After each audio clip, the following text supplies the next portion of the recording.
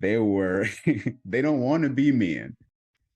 Ego, women needing help in all aspects of life, especially financially. Depression, a lack of community, inconsistency. Men don't have a safe space to be vulnerable. Perversion, emotional avoidance, lack of accountability. And here was one that I heard a guy say. He said, men not having a pen, like your pen number. He says purpose, integrity, and nobility. So that's a loaded list. So Jermaine, just tell me, what do you think when you saw this? Uh, First off, I think all those answers are valid.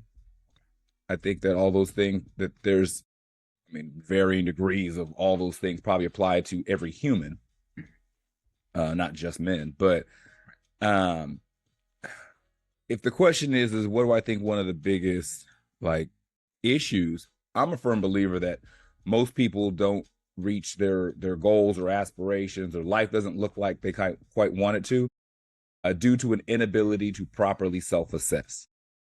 So I believe that most people aren't 100% sure of what the materials they're actually working with, and then how to apply what it is they actually have. So it's not about I don't have an ability or I can't or I don't. It's just that I don't really know what's in this toolbox, and I'm not 100% sure how to use what it is that I do know that's in there. And that can translate to not your finances not being right, because you're not in an industry where you would thrive. You're just in a job that you took that is not connected with who you are. Purpose. It's not in alignment with your purpose. You're just doing something.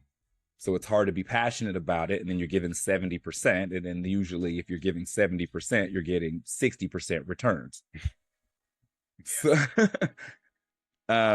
integrity, the guy addressing the person with the pen, integrity is one of those things that can be theoretical, hypothetical for certain people, because operating without integrity gets rewarded too often in our society. So to encourage somebody to do the right thing just because it's the right thing, when they see people getting tangible benefits from not doing the right thing, it's hard sometimes to make that connection, which is in alignment with nobility, which I don't think we even speak of anymore about an individual being noble. No, not by today's standards.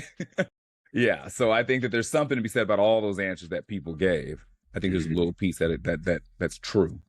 Can you expound a little bit? Because you just said something good about us, about people not being rewarded for having integrity and things of that nature. Do you think it's because we just have a more of we have more exposure with social media and people rewarding, I don't want to say foolishness, but yeah, it's not that you don't get rewarded for having integrity, but you also get rewarded for not having it. So there are people who live a life and they're of strong character and of morals and of nobility, and they say they're transparent and honest and they communicate and they're living a good life. But there are people who do not live that way, living a good life too. And that's the disconnect, where it's like, oh no, if you're a straightforward guy, if you work every day, if you work hard, if you're honest, if you love your mama, if you go to church, you'll meet a nice girl, you can get married, have a beautiful family, all this. Meanwhile, the dude standing next to you is shiesty as all get out. He running game on women. He's robbing Peter to pay Paul. Meanwhile, he's pulling up in the new whatever, got a roster of bad chicks and got money to burn. You like, well, and then that's who they're, women may be flocking around. You're like, okay, well, and why am I not supposed to be him again? So